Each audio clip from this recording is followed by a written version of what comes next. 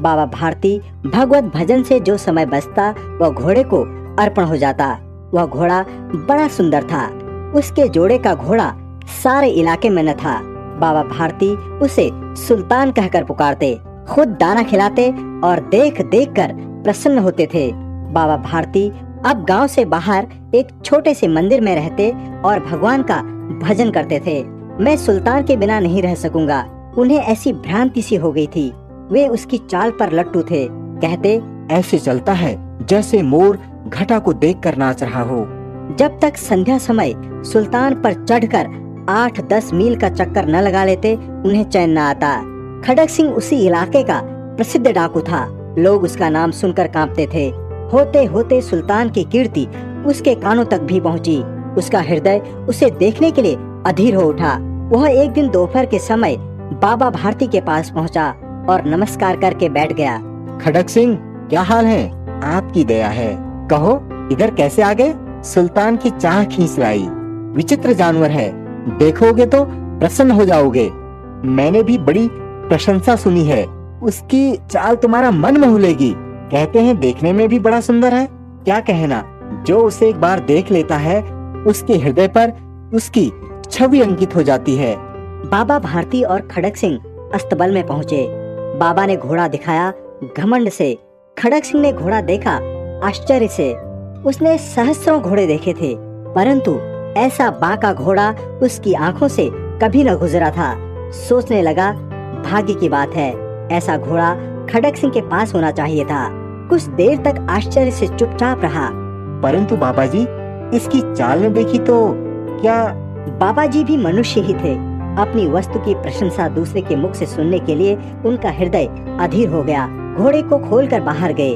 घोड़ा वायु वेग से उड़ने लगा। उसकी चाल देखकर खड़क सिंह के हृदय पर सांप लौट गया। वह डाकू था और जो वस्तु उसे पसंद आ जाए उस पर वह अपना अधिकार समझता था। उसके पास बाहुबल था। जाते जाते उसने कहा, बाबा जी, मैं वो घोड़ा आपके पास न रहने दूंगा। बाबा भारती डर गए। अब उन्हें रात को नींद न आती। सारी रात अस्तबल की रखवाली में कटने लगी। प्रतिक्षण खड़क सिंह का भय लगा रहता, परंतु कई मास बीत गए और वह न आया। संध्या का समय था। बाबा भारती सुल्तान की पीठ पर सवार होकर घूमने जा रहे थे। इस समय उनकी आंखों में चमक थी। कभी घोड़े के शरीर को देखते, कभी उसके रंग और मन में फूले न समाते थे। सहसा एक ओर से आवाज आई, ओ बाबा, इस कंगले की सुनते जाना। आवाज में करुणा थी। बाबा ने घोड़े को रोक लिया। देखा एक अपाहिज वृक्ष की छाया में पड़ा कराह रहा है। बोले, क्यों, तुम्हें क्या कष्ट है? बाबा, मैं दुखिया हूँ, मुझ पर दया करो। रामा वाला यहाँ से 3 मील है, मुझे वहाँ जाना है। घोड़े पर चढ़ा लो, परमात्मा भला करेगा। वहाँ तुम्हारा कौन है? दुर्गा दत्त वैद्य का नाम आपने सुना होगा। मैं उनका सौतेला भाई हूँ। बाबा भारती ने घोड़े से उतरकर अपाहिज को घोड़े पर सवार किया और स्वयं उसकी लगाम पकड़कर धीरे धीरे चलने लगे। सहसा उन्हें झटका सा लगा और लगाम हाथ से छूट गई। उनके आश्चर्य का ठिकाना न रहा। अब उन्होंने देखा कि अपाहिज घोड़े की पीठ पर तनकर बैठा है और घोड़े को दौड़ाए लिए जा रहा है। उनके मुख से भय, विस्मय और निराशा से मिली हुई चीख निकल गई। वह अपाहिज डाकू खड़क सिंह था। बाबा भारती कुछ देर तक चुप रहे और इसके पश्चात कुछ निश्चय करके पूरे बल से चिल्लाकर बोले, जरा ठहर जाओ। खड़क सिंह ने यह आवाज सुनकर घोड़ा रोक लिया। बाबा जी, यह घोड़ा आप न दूंगा, परंतु एक बात सुनते जाओ। बाबा भारती ने निकट जाकर और कहा, यह घोड़ा तुम्हारा हो चुका है। मैं तुमसे इसे वापस करने के लिए न कहूँगा, परंतु खड़क सिंह, केवल एक प्रार्थना करता हूँ, उसे अस्वीकार न करना, नहीं तो मेरा दिल टूट जाएगा। बाबा जी, आज्ञा कीजिए, मैं आपका दास हूँ, केवल यह घोड़ा न दूंगा। अब घोड़े का नाम न लो। मैं तुमसे इसके विषय में कुछ न कहूँगा।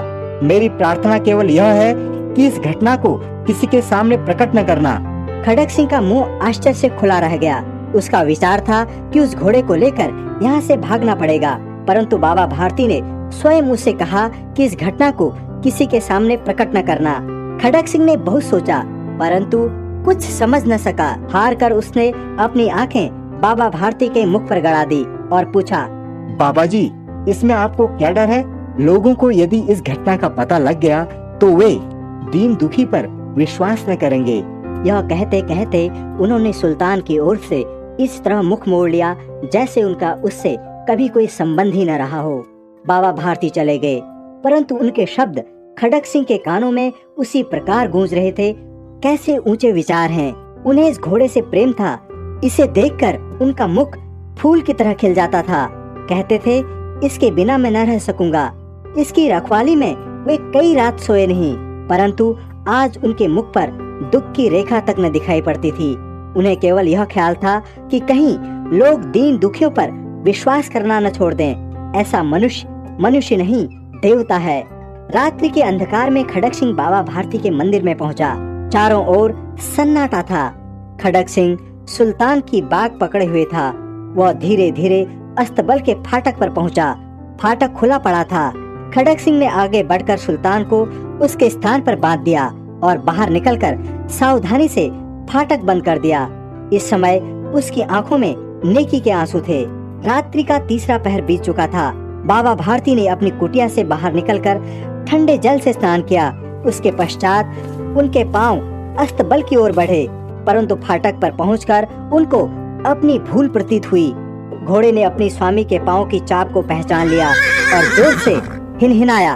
अब बाबा भारती आश्चर्य और प्रसन्नता से दौड़ते हुए अंदर घुसे और अपने प्यारे घोड़े के गले से लिपटकर इस प्रकार रोने लगे मानो कोई पिता बहुत दिनों से बिछड़ हुए पुत्र से गले मिल रहा हो।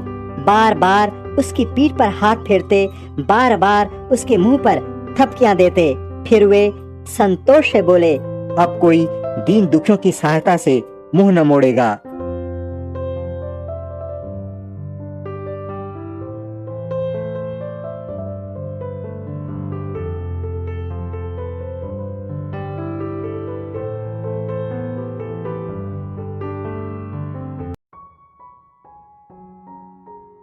बहुत पुरानी बात है।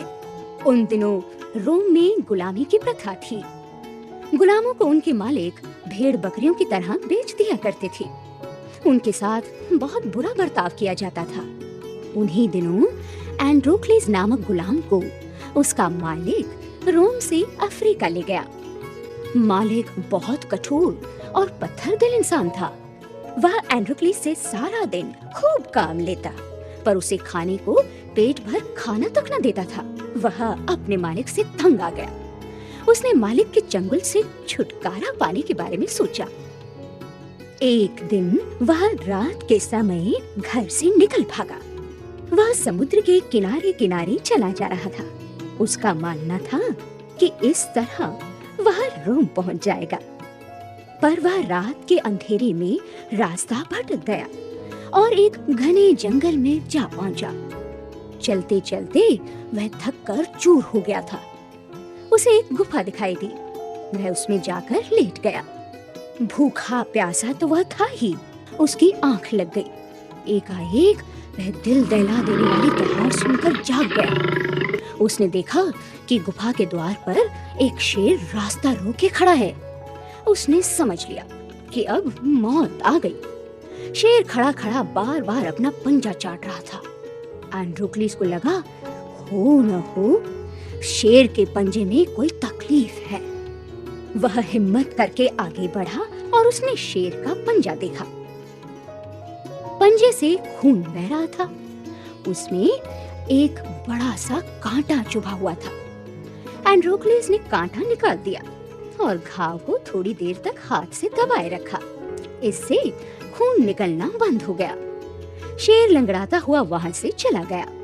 कुछ ही पलों में शेर ने उसके सामने एक मरा हुआ खरगोश लाकर डाल दिया। एंड्रोक्लिस ने उसे भूनकर खा लिया। फिर शेर उसे एक झरने के पास ले गया। एंड्रोक्लिस ने वहां पानी पिया। दोनों मित्र बन गए और साथ साथ रहने लगे। कई महीने शेर के सहचर्य में रहने के बाद एक दिन एंड्रोक्लिस वहां से भी चल दिया। उधर एंड्रोक्लिस के मालिक ने उसके भाग जाने की सूचना सरकार को दे दी थी। एंड्रोक्लिस सिपाहियों के हाथ पड़ गया। वे उसे रोम ले गए। वहां के कानून के अनुसार उसे मौत की सजा दी गई। उन दिनों मौत की सजा बड़े अजीब ढंग से दी जाती थी। एक बहुत बड़े मैदान के चारों तरफ बादशाह, हाकिम और शहर के लोग बैठ जाते थे। सजा पाए गए व्यक्ति को मैदान में छोड़ दिया जाता था। उसे अपने बचाव के लिए एक भाला दे दिया जाता था। 4-5 दिन का भूखा शेर एक पिंजरे में बंद करके लाया जाता था और उसे मैदान में छोड़ दिया जाता था। भूखा शेर उस पर टूट पड़ता था। बात ही बात में शेर उसे चीर फाड़ कर खा जाता था। एंड्रोक्लिस को भी उसी मैदान में लाया गया और एक भूखा शेर छोड़ दिया गया। शेर बुरी तरह दहाड़ता हुआ आगे बढ़ा। वह एंड्रोक्लिस पर झपटने को ही था कि यकायक रुक गया। देखते ही देखते वह एंड्रोक्लिस के सामने पालतू कुत्ते की तरह दुम हिलाने लगा। यह देख सब दंग रह गए। सभी ओर सन्नाटा छा गया। एंड्रोक्लिस ने ध्यान से देखा तो मालूम हुआ कि शेर उसका पुराना दोस्त है। वह इसी के साथ गुफा में रहा था। उसने शेर की पीठ थपथपाई और उसे पुचकारा। शेर ने अपना सिर उसके पैरों में रख दिया। यह सब देखकर बादशाह ने एंड्रोक्लिस को अपने पास बुलाया और पूछा, क्या बात है? एंड्रोक्लिस ने सारा किस्सा सुना दिया। शेर और एंड्रोक्लिस की मित्रता का किस्सा सुनकर बादशाह दंग रह गया। मनुष्य और जानवर के बीच पनपे इस अद्भुत संबंध ने उसे भीतर तक झकझोर दिया। उसने एंड्रोक्लिस को आजाद कर दिया और वह शेर भी उसे सौंप दिया। दोनों दोस्त स्वतंत्र हो गए।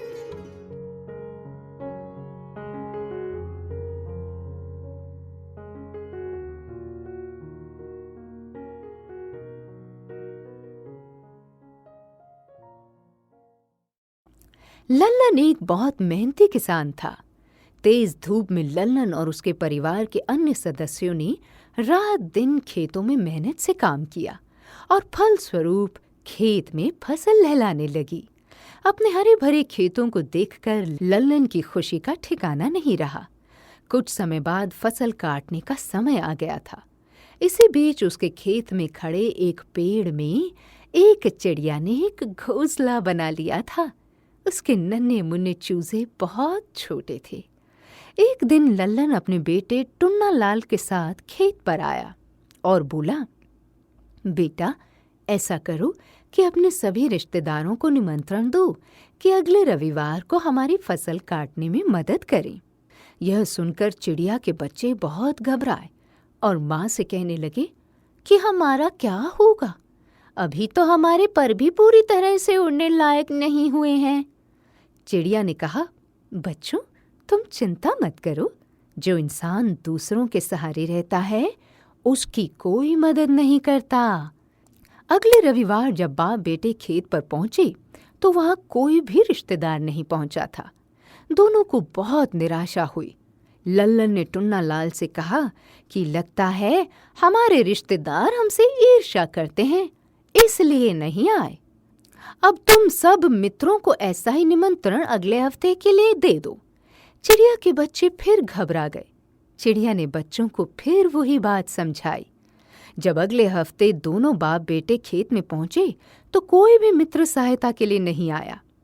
लल्लन ने टुन्ना लाल से कहा, बेटा देखा, जो इंसान दूसरों का सहारा लेकर जीना चाहता है उसका यही हाल होता है।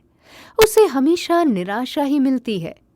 बेटा, कल से इस खेत की फसल को हम दोनों मिलकर काटेंगे।